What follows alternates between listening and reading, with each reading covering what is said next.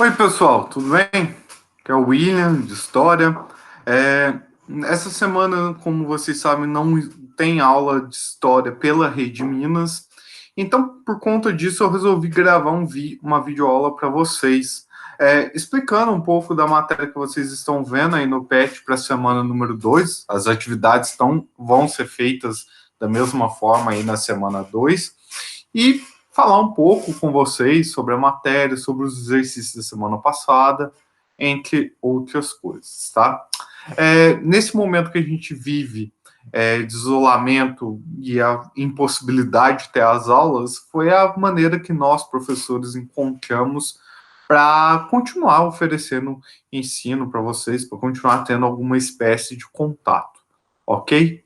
Bom, eu sei que a dinâmica de sala de aula é melhor, você pode tirar dúvidas ali na hora, mas não se esqueçam, qualquer dúvida, manda lá no grupo, e assim que terminar as atividades também, manda lá no meu WhatsApp pessoal, porque é importante vocês continuarem estudando como se estivessem em sala de aula, ok? A disciplina de estudar continua sendo a mesma coisa, vocês têm que levar isso bem a sério mesmo. Eu vi que muita gente participou, gostei muito da participação de quem participou, mas ainda ficou faltando bastante gente. Eu sei que alguns pegaram a apostila impressa na escola, vão demorar um pouquinho mais para entregar isso, mas outros, assim, eu acho que tem internet em casa e até agora não se mobilizaram, ok? Então eu fico no aguardo dessas pessoas. Bom, na semana 2 aí do PET, a gente vai estudar um novo assunto. Vou colocar uma apresentaçãozinha aí para vocês na tela, para vocês irem acompanhando junto comigo o que eu estarei falando para vocês, ok? Então, já deve aparecer aí para vocês na tela a matéria que a gente vai ver, que é o Estado Nacional Absolutista e o Mercantilismo. Bom, vocês já devem ter notado que boa parte do que se falou na primeira semana lá de aula do PET, a gente já estudou em sala de aula, a gente fez até prova sobre esse assunto, inclusive. Porém, o material está fazendo uma revisãozinha com vocês, e é importante mesmo a gente rever, já que a gente ficou tanto tempo afastado de sala de aula e que eu garanto que muitos aí não abriram um caderno de história, não abriram os livros de história para estudar nesse tempo. Bom, então, ele está falando sobre a criação, no primeiro momento, sobre a criação do Estado Nacional. O que é o Estado Nacional? Por que se criou isso? Vamos lá, pensando na primeira aula lá, que falou sobre feudalismo e tudo mais, foi até questão de exercício. Antigamente, durante o feudalismo, o poder ficava dividido entre os senhores feudais, aqueles nobres donos de feudo, a igreja e o rei. Ou seja, ninguém mandava em muita coisa, ao mesmo tempo todo mundo mandava em um pouquinho. O Estado Nacional, então, ele vai ser uma junção, uma associação entre os interesses da burguesia que se sentia prejudicada pela existência de tantos senhores feudais e o poder dos reis, que fez surgir então esse Estado Nacional. Um Estado ali que vai concentrar o poder na mão do monarca. Essa consolidação dos Estados nacionais e a progressiva consolidação e concentração do poder na mão do rei, a gente vai chamar de absolutismo monárquico. E daí o nome Estado Nacional Absolutista. Ou seja, é o Estado unificado, ou seja, só uma pessoa manda, e essa pessoa acumula todo o poder do Estado.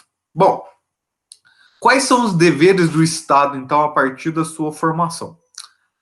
Administrar a justiça de forma correta, ou seja, estipular ali um processo legal com juízes, advogados e leis a serem respeitadas, a proteção do povo, ou seja, fornecer a esse povo capacidade de ter segurança tanto para a sua vida comum quanto para seus negócios. Isso é importantíssimo para a burguesia.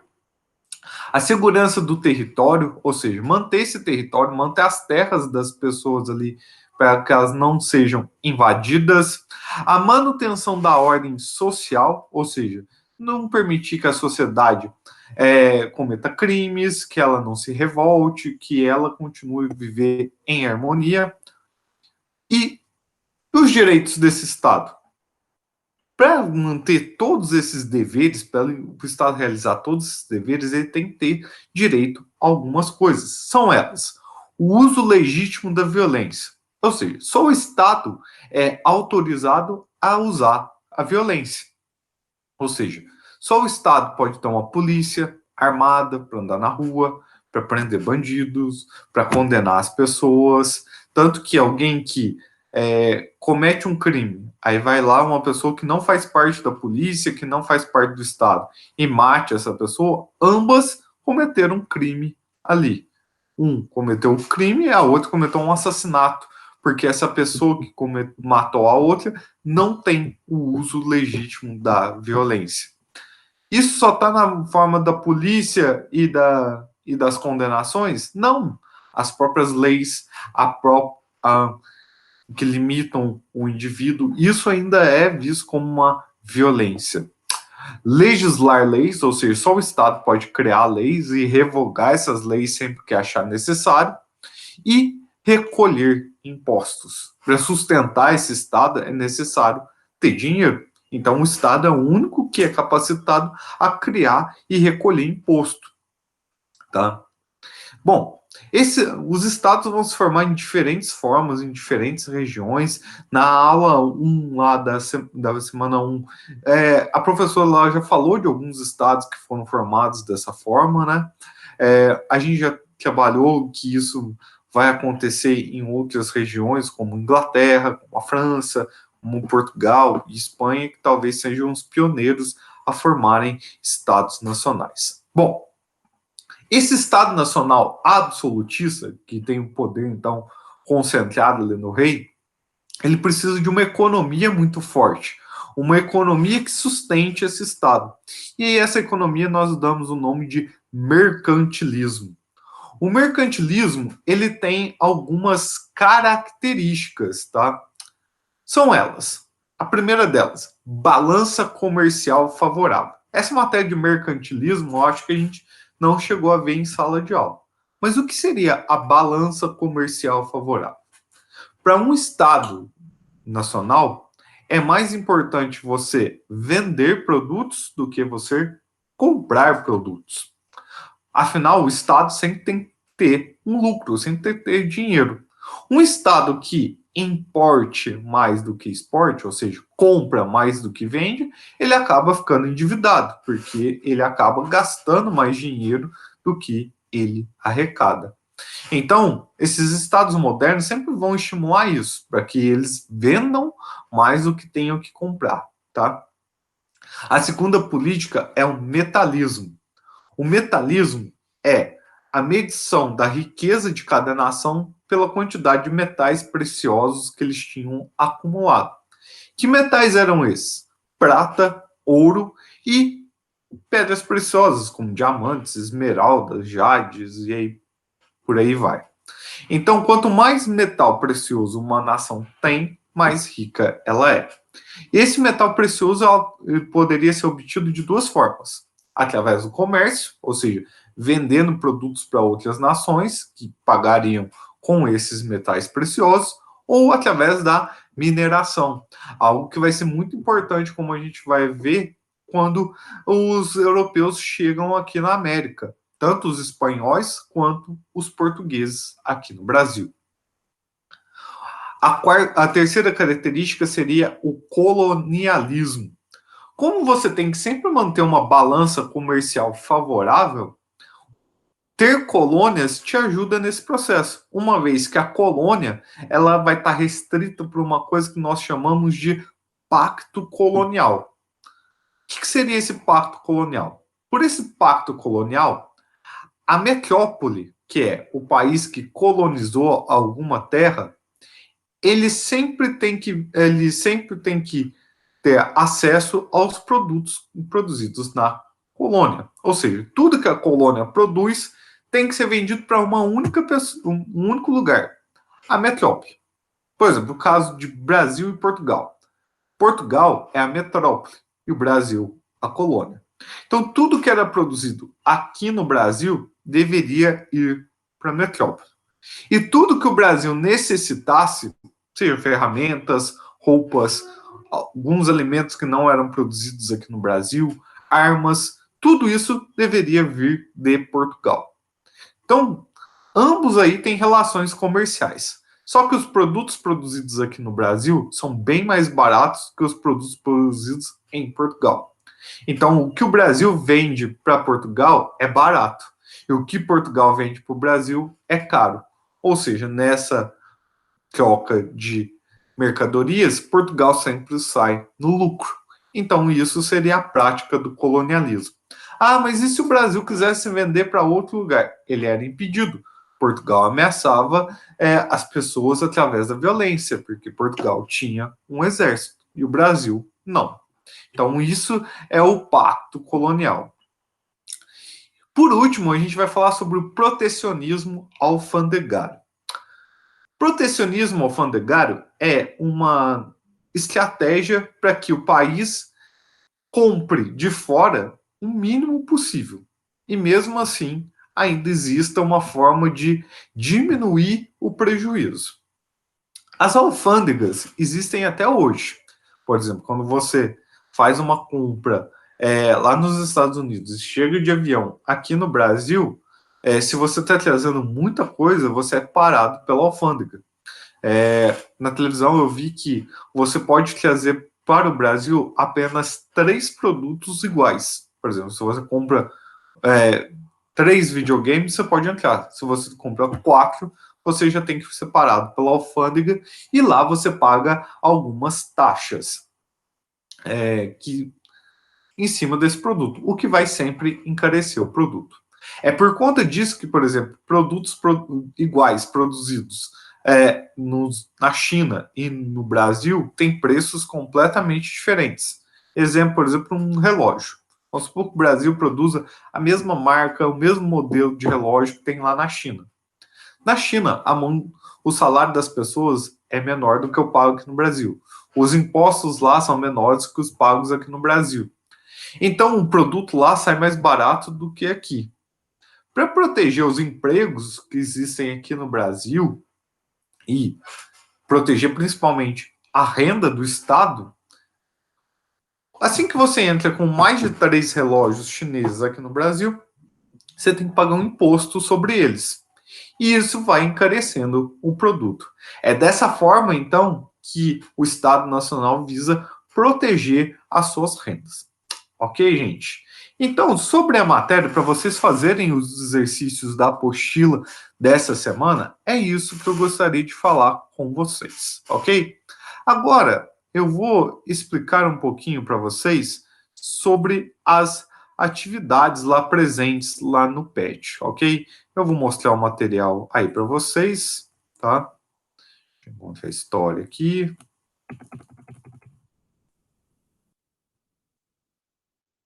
Aqui, ok, achei.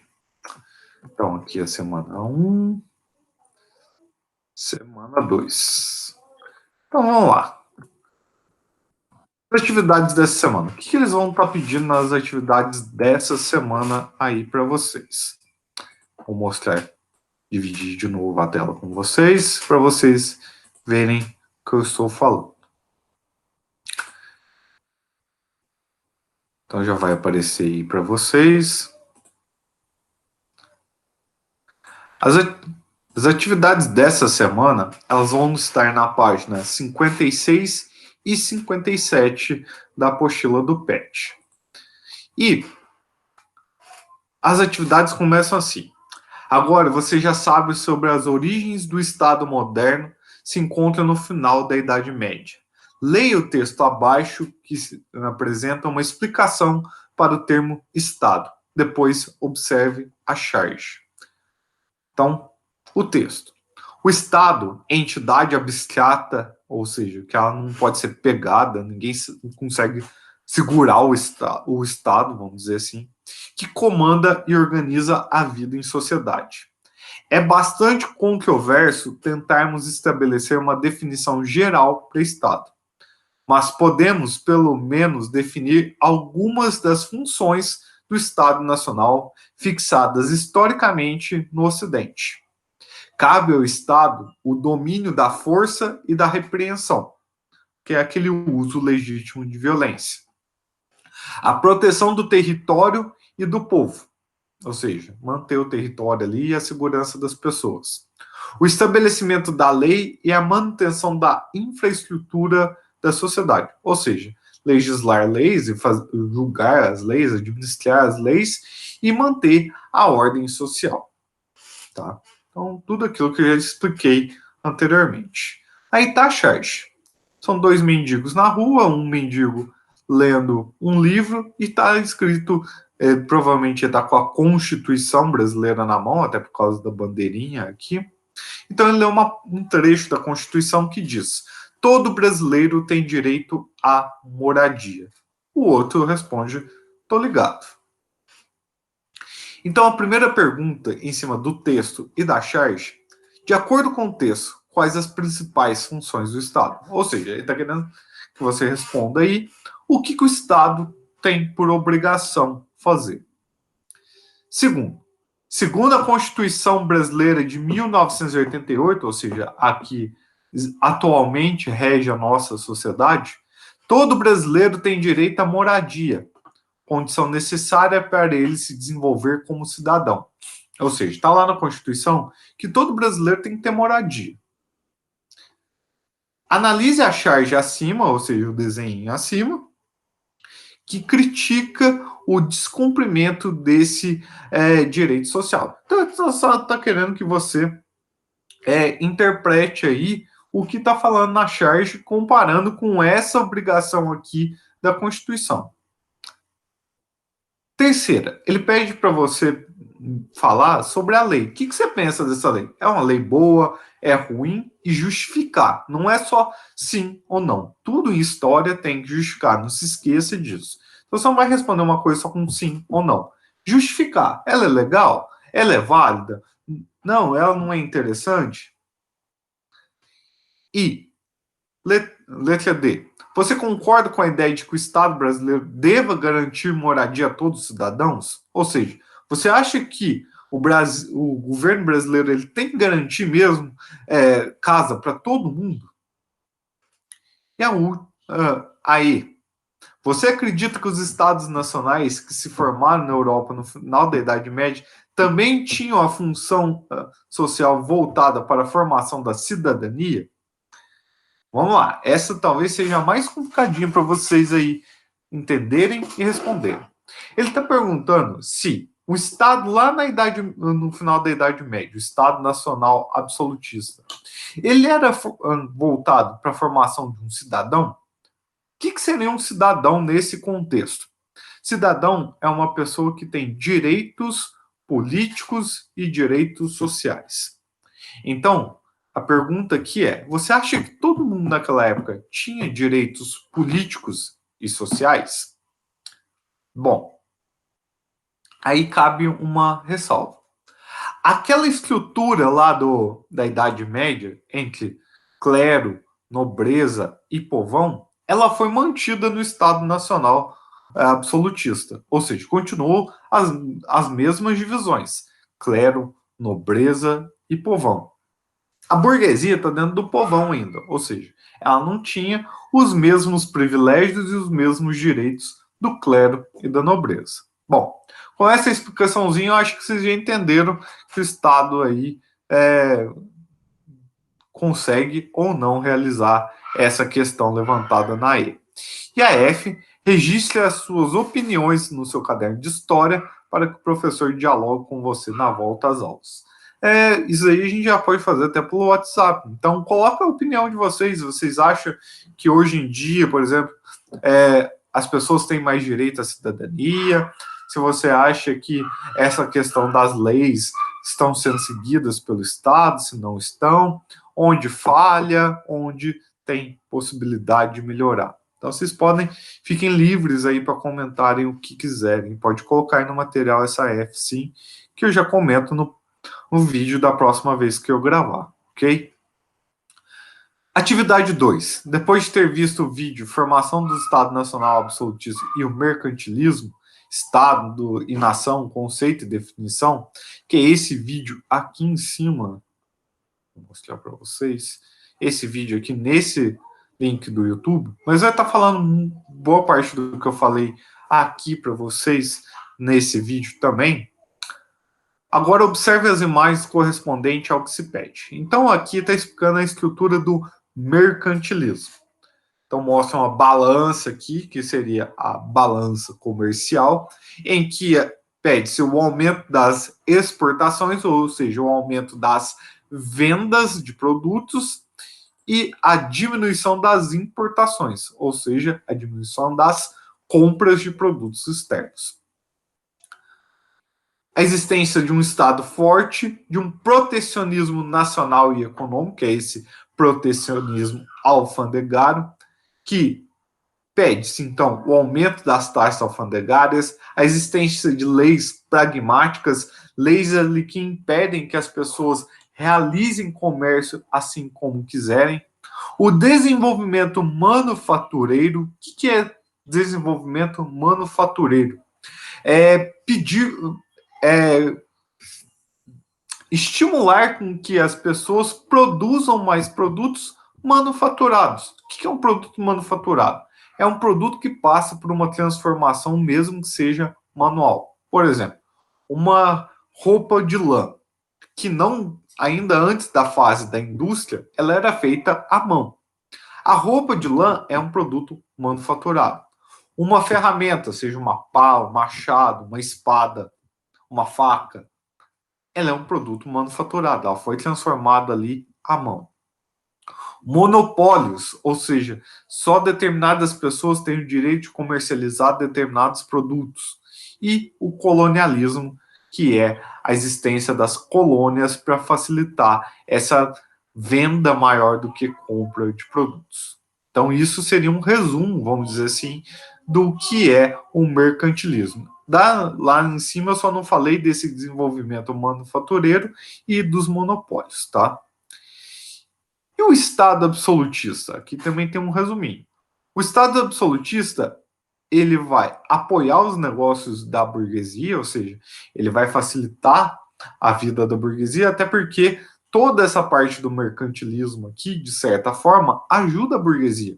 É a burguesia que produz os produtos manufaturados, é a burguesia que realiza o comércio, é a burguesia que vai estimular cada vez mais a aquisição de novas colônias. Então, o Estado Nacional Absolutista, ele apoia os negócios da burguesia, ao mesmo tempo que ele sustenta a nobreza. Aqueles privilégios que a nobreza tinha, ainda ela passa a ganhar várias rendas desses estados absolutistas, são mantidas, então, pelo Estado. De que forma? Através de uma política que é um mercantilismo, cujo objetivo é ganhar cada vez mais metais preciosos e fortalecer o poder real. Por quais caminhos ele vai fazer isso? Através do protecionismo, do colonialismo, da balança comercial favorável e da pirataria. Pirataria aqui, gente, não é falsificação de produtos, como a gente rotineiramente tem usado mais esse termo. Mas pirataria aqui é a ação de piratas.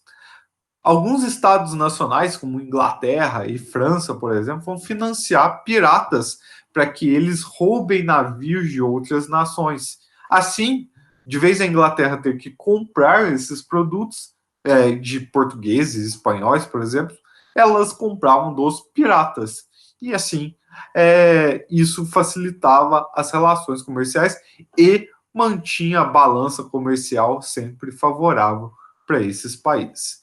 Então, essas duas imagens, depois de analisadas, vocês vão responder quais as características do mercantilismo. Então, botar lá que características que ele possuía. Quais eram os objetivos do mercantilismo? Então, o que era a intenção desse mercantilismo? Tá? Como você descreveria o absolutismo monárquico? Ou seja, como você descreve esse Estado absolutista que eu já falei em vários momentos? Quem assistiu o vídeo vai ter várias dicas aí do que eu estou falando. Agora pesquise e desenhe a pirâmide social da Idade Moderna. Ou seja, vocês vão pesquisar aí uma pirâmide, pode ser na internet, como era feita a divisão da sociedade na Idade Moderna. Vocês vão reparar que ela não tem muita diferença em relação à pirâmide da época do feudalismo, ok? Bom, uma outra coisa agora que eu gostaria de falar para vocês, para encerrar esse vídeo, é sobre as atividades da semana passada. Eu gostaria de fazer uma pequena correção aí com vocês sobre as atividades feitas na semana passada. Bom, chegamos aí que atividade 1, faça pesquisa em livros e internet sobre o feudalismo e responda as questões em seu caderno. Quais eram as principais atividades econômicas na época feudal? B. Quem exercia o poder na sociedade feudal? C. Qual era a importância da religião no período feudal? E D. Quais as características do feudalismo? Bom, diante dessa questão aí, número 1, eu montei algumas respostas aí para vocês que já vai aparecer agora aí na tela para vocês, ok? Então, vamos lá. Na 1, letra A, sobre as atividades econômicas do feudalismo. Era a agricultura de cereais, trigo, cevada, grãos em geral, e a pecuária. Ou seja, são atividades voltadas para o campo. B. Por quem que o poder era exercido? O poder era exercido sempre pelo senhor feudal em seus feudos, que eram ligados por laços de fidelidade a um rei. Ou seja, dentro de um reino existiam vários senhores feudais que localmente exerciam poder. Qual que era a importância da religião? A religião ditava as regras morais da sociedade. Ou seja, quem falava se o modo de agir de uma pessoa estava certo ou errado era a igreja. Além disso, ela detinha as principais fontes de conhecimento. É a igreja que tem as principais escolas, é a igreja que tinha as principais bibliotecas. E D, sobre o que era o feudalismo. O feudalismo foi um sistema social e econômico da Idade Média. Ele era concentrado no feudo como unidade econômica. O feudo, além de uma propriedade, ele é uma unidade econômica, que era autossuficiente, ou seja, produzia tudo aquilo que consumia, praticamente não havia mobilidade social. Ou seja, uma vez que uma pessoa tem nascido camponês, dificilmente ela vai ser uma pessoa do clero ou da nobreza. O que era mais possível nessa mobilidade social era uma pessoa que nasceu nobre estudar para ser padre, para ser cardeal, para ser bispo e mudar ali de ordem. Mas é só nessa questão. Camponês melhorar a sua situação era muito difícil. Bom, agora a segunda questão aí estava falando sobre a formação das cidades. E aí era para você pesquisar a história de uma das cidades que era um patrimônio históricos nacionais aqui no Brasil e escrever um pouco sobre ela. Essa eu achei uma questão que vocês assim fizeram muito assim de mau jeito. Vocês poderiam ter falado mais sobre a fundação, quem fundou, a história. Por exemplo, muita gente colocou Ouro Preto. Nossa, e todo mundo colocou Ouro Preto como se fosse uma cidade do século já 19, falando de 1800 e alguma coisa. Gente, Ouro Preto foi fundada em 1680. Ou seja, a história de Ouro Preto é muito anterior ao que vocês estavam colocando lá no papel. Então é sempre melhor ir pesquisando. Não vai só nesses sites que estão indicados aí no PET. Procurem outros sites para ganharem mais informações. Sempre quando pedirem essa uma pesquisa, escrevem umas 5, 6 linhas, não escreve tudo de mau jeito assim, não. Passa bastante informação. Vocês estão por conta disso. Antes a gente tinha 3 aulas de história na semana.